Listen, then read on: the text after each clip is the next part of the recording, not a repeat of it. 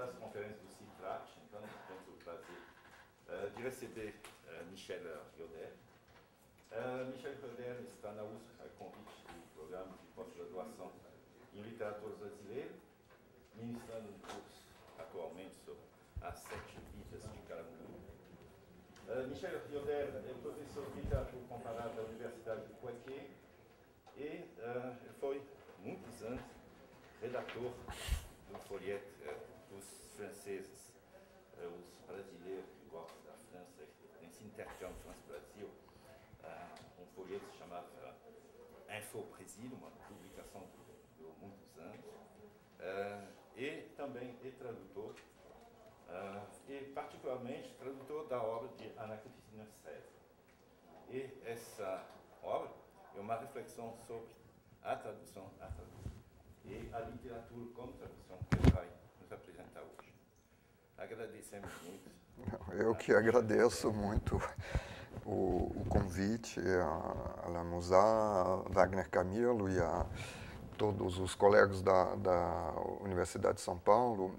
Eu tenho muito prazer em retomar um assunto e um autor querido, que é a Ana Cristina. Eu comecei o curso sobre o Caramuru, explicando, ou tentando explicar para os alunos como estava ligada a minha pesquisa sobre o Caramuru e a pesquisa que eu fiz e deixei um pouco de lado mais recentemente sobre a obra da Ana Cristina César. De certo modo, a relação entre essas duas pesquisas, que estão tomando períodos, objetos extremamente diferentes, passa pela tradução, justamente, né? E de forma mais ampla, eu diria, pela questão da transferência.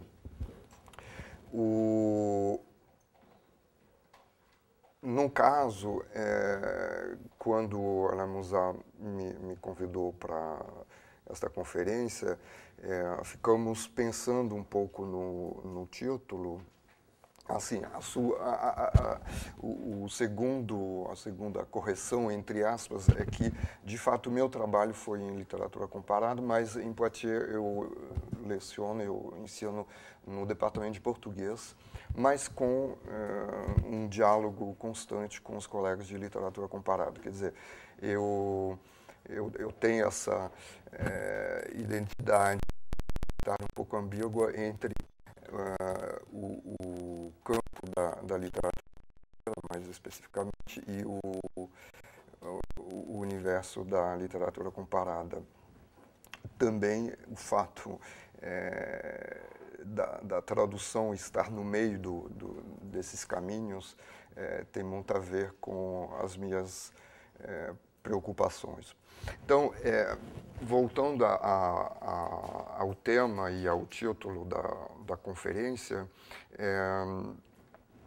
ficamos hesitando entre colocar assim, a questão da literatura, da tradução da literatura, né? Da tradução literária, e da questão da literatura como tradução.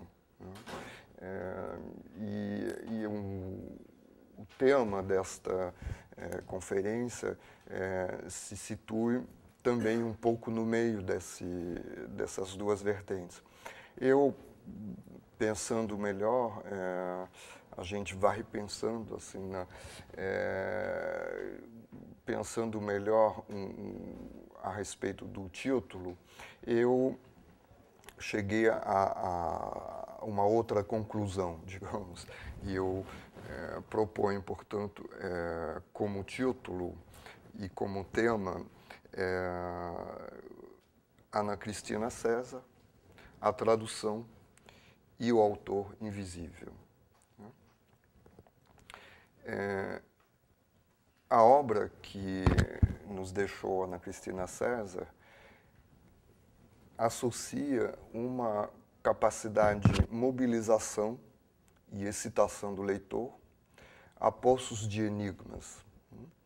O poema dela é um tecido costurando afetos extremamente dramatizados e uma retração do que se poderia chamar de eu, de sujeito.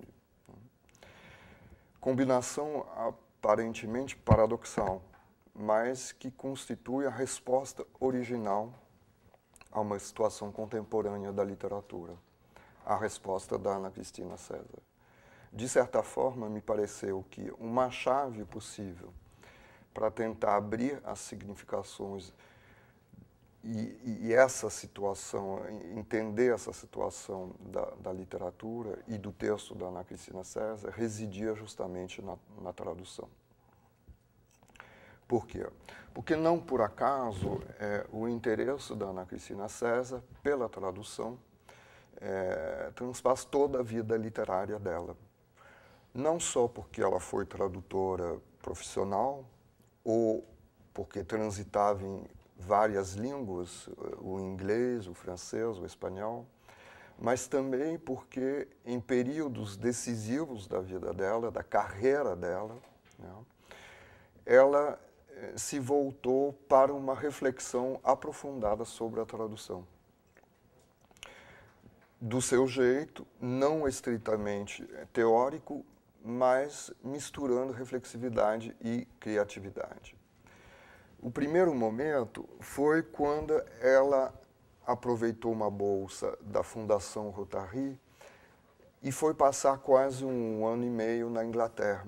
Era a segunda estada dela, segunda temporada dela na Inglaterra, ela chegou lá em setembro de 79 e voltou para o Brasil início de 81, final de 80, início de 81.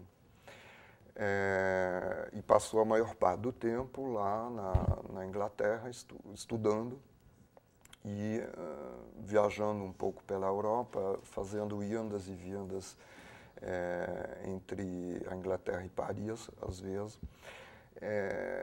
O que ela foi fazer lá na Inglaterra nessa segunda temporada? Ela não tinha muitos compromissos em relação à bolsa. Eram exigidas algumas conferências apenas, né? E o primeiro intuito dela foi fazer um mestrado, um Master of Arts, né, em Sociologia da Literatura, assunto que estava na moda naquele tempo. Mas mal chegou à Universidade de Essex, em setembro de 79, numa instituição frequentada pelas esquerdas, né, esquerda, extrema esquerda, nesse momento de rebuliço assim, intelectual, né, no final dos anos 70, chegando lá, ela desencanta rapidamente com o curso e vai enveredar, de repente, para o outro tema, que é o da teoria da prática da tradução literária. Eu vou citar um trecho de uma carta que ela manda para Heloísa Buarque de Holanda em outubro, 24 de outubro de 79. Né? Tomei horror total ao curso de Sociologia da Literatura. Era simplesmente idiota, todo mundo adorando ser marxista, e principalmente saquei que não ia nunca conseguir ler Lukács ou outros autores sérios. Senti aversão, fiquei 2 dias entre o cinismo e o tédio, até que encontrei uma solução brilhante.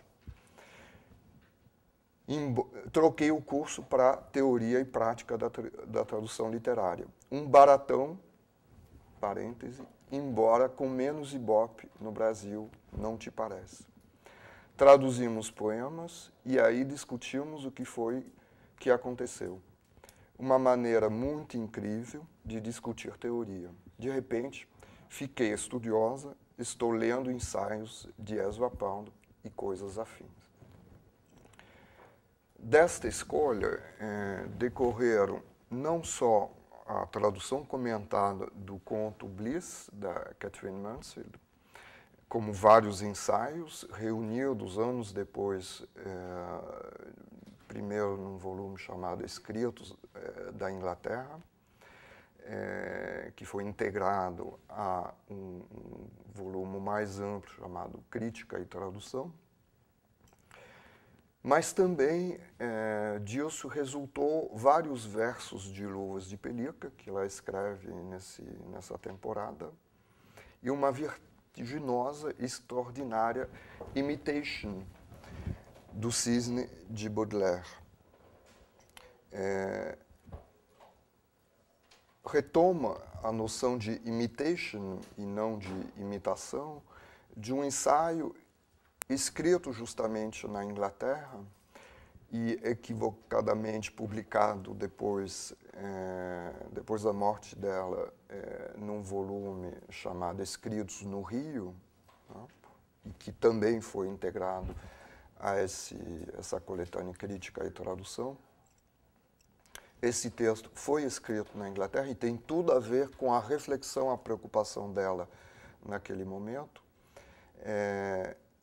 E o fato de se encontrar no volume Escritos no Rio é apenas mais um equívoco da edição póstuma da obra de Ana Cristina.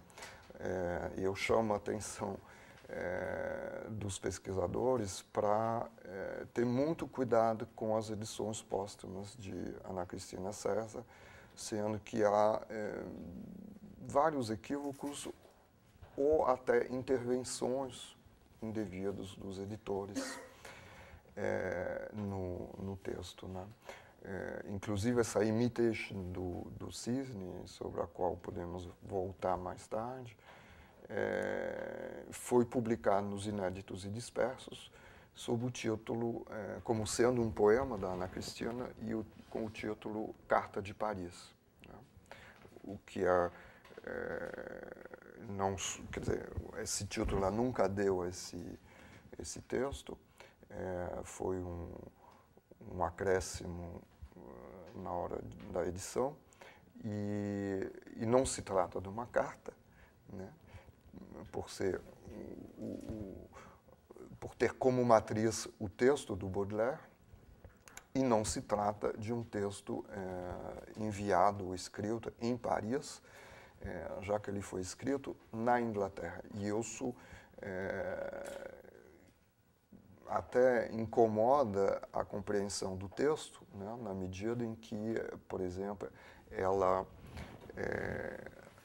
transfere a palavra ilha, que está no texto do Baudelaire, para designar a Inglaterra, justamente, né?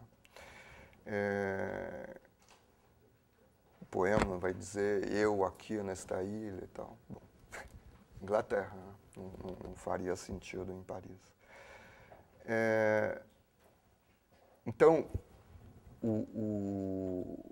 esse texto que ela vai escrever e tenta publicar, manda para os amigos do Rio, se chama Pensamento Sublime sobre o Ato de Traduzir. E é um belo texto, um lindo texto, fundamental para entender a poesia da Ana Cristina. E eu vou citar um longo trecho, mas que é absolutamente central, me parece, não só na minha perspectiva de leitura, mas também para entrar na obra da Ana Cristina. Só para comentar e mostrar um pouco como funciona a escrita da Ana Cristina, na verdade, esse texto ele cruza várias circunstâncias, né? Uma delas é ela ter tomado conhecimento em Paris, né, de um disco recém-lançado pelo Caetano Veloso, que é o Cinema Transcendental. Então, o texto dela começa imitando a forma de um roteiro de cinema. Take one, take two, plot. Né? E essa citação que eu vou ler é justamente o plot do ensaio. Né? Há dois movimentos possíveis no ato de traduzir. um movimento tipo missionário didático fiel, empenhado no seu desejo de educar leitor, transmitir cultura, tornar acessíveis o que não era.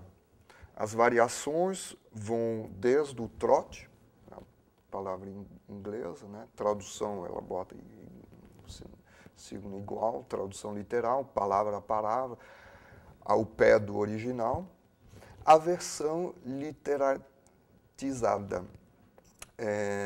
tentação recorrente, ou às vezes recurso inevitável, explicar o original mais do que ele se explicou, acrescentar vínculos que estavam silenciados, em suma, inflacionar o texto original.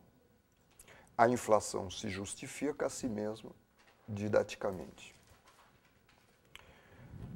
2. Um movimento não empenhado, livre de preocupações com o leitor iletrado ou de um projeto ideológico definido, que inclui, digamos, a importância de divulgar fulano no país. Ela está pensando, e eu se ela esclarece depois, nas traduções dos concretistas, né? do Augusto, do Haroldo. As variações vão desde bobagens e exercícios de pirotecnia equivalentes a adestrados do trote, compromissado com o leitor, aquela coisa fascinante que são as imitações, entre aspas. O acesso de paixão que divide o tradutor entre a sua voz e a voz do outro, confunde as duas e tudo começa num produto novo, onde a paixão é visível, mas o nome tradução, com seus sobretons de fidelidade matrimonial, vacila na boca de quem lê. Parêntese. Robert Lowell tem um belo livro chamado Imitations, em que ele imita os seus queridos. E é precisamente o que a Ana Cristina faz quando ela vai traduzir de forma absolutamente labiríntica e quase perversa, né, o texto do Baudelaire, o grande poema dos quadros parisienses, incluindo na segunda edição das Flores do Mal.